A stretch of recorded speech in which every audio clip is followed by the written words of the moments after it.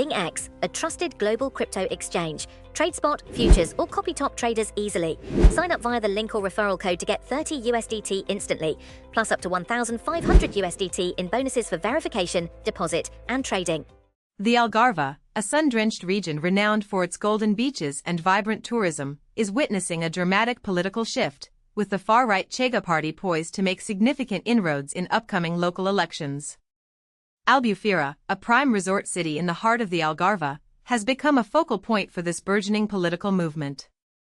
Billboards adorning the roads leading into the city paint a familiar picture of luxury real estate and enticing holiday escapes, but a new wave of political messaging is now competing for attention, promising solutions to deeper societal woes.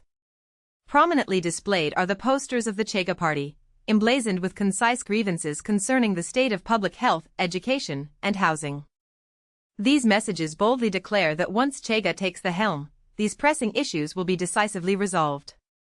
There is a palpable sense that disillusioned residents of Albufeira, a city that has historically favored the center-right PSD for over 2 decades, might be on the cusp of delivering a historic victory for Chega. This potential surge follows the party's impressive performance in May's general election, where it surpassed the Socialists to secure second place.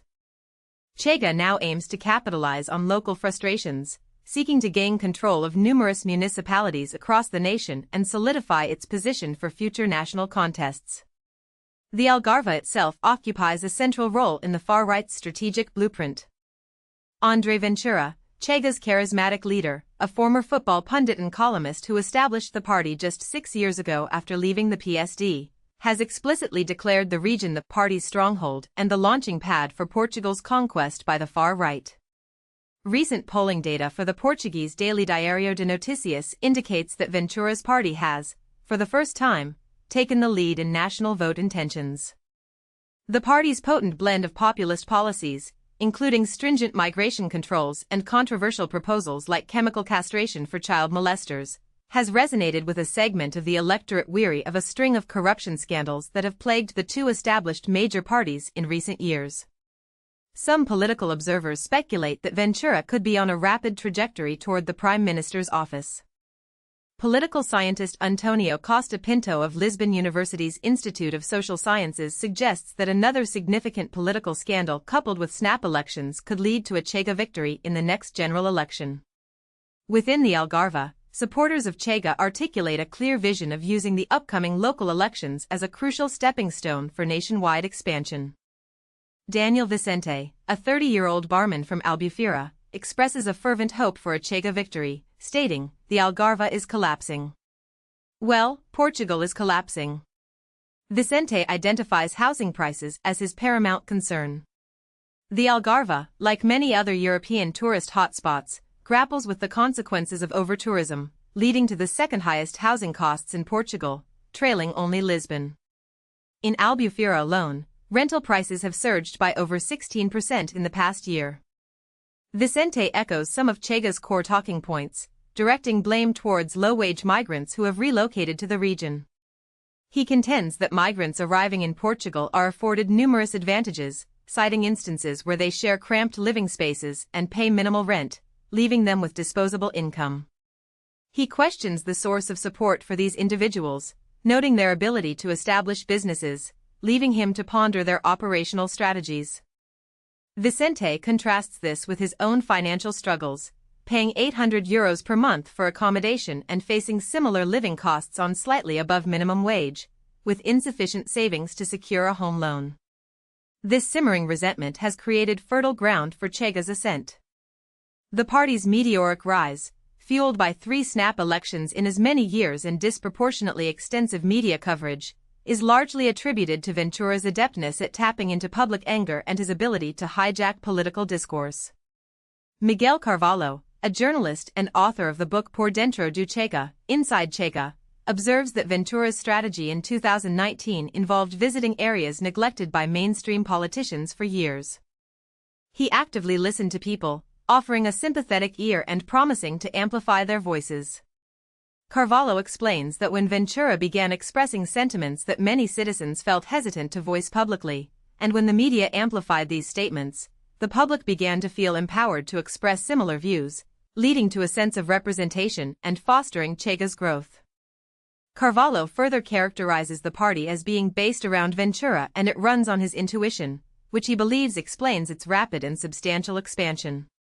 The days of Ventura seeking out prominent far-right figures like Spain's Santiago Abascal or Italy's Matteo Salvini for photo opportunities are long past, Carvalho notes. Now he's the one who is invited.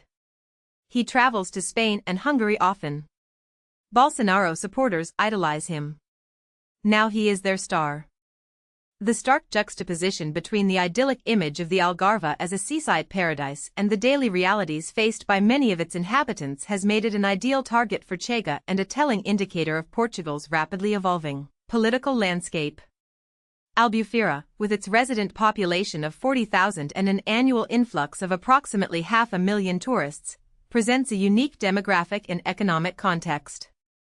According to Costa Pinto, most of the economy is based on low wages, tourism, and migration associated with tourism. These issues make people very sensitive to Chega's message. Near the bustling Praia de Aura Beach, 3 tuk-tuk drivers expressed admiration for Ventura, viewing him as the first politician to demonstrate genuine concern for their livelihoods. Felipe Serrao, 50, who proudly identifies as one of the earliest Chega activists in Albufeira, asserts that Ventura puts the Portuguese people first. Rodney Cedario, a 38-year-old Brazilian who has resided in Portugal for 18 years, confirms his intention to vote for Chega, dismissing concerns about Ventura's rhetoric on migrants. He attributes issues to individuals from non-Christian cultures, a sentiment echoed by his colleague Tiago Felipe, 29. Felipe clarifies that Chega is not inherently anti-migrant but targets those unwilling to work, specifically labeling migrants from Southeast Asia as unqualified and accusing Muslims of seeking subsidies and aiming to Islamize Europe. However, this perspective is not universally shared. A short distance away, an Indian man who has been working in Albufeira for a decade expresses apprehension, fearing that a Chega victory would exacerbate difficulties for him and fellow migrants. He finds it perplexing that the Portuguese, a people with a history of emigration, are now exhibiting anti-migration sentiments. He questions where Ventura would find workers for the hospitality and agricultural sectors if he were to deport all migrants, questioning the feasibility of Chega's sweeping promises. For some, however, the anticipation for Sunday's vote is palpable. Felipe anticipates a jubilant celebration, envisioning a parade of tuk-tuks and flags should Chega emerge victorious. He declares, the Algarve is Chega's kingdom. The rest of the country will follow. This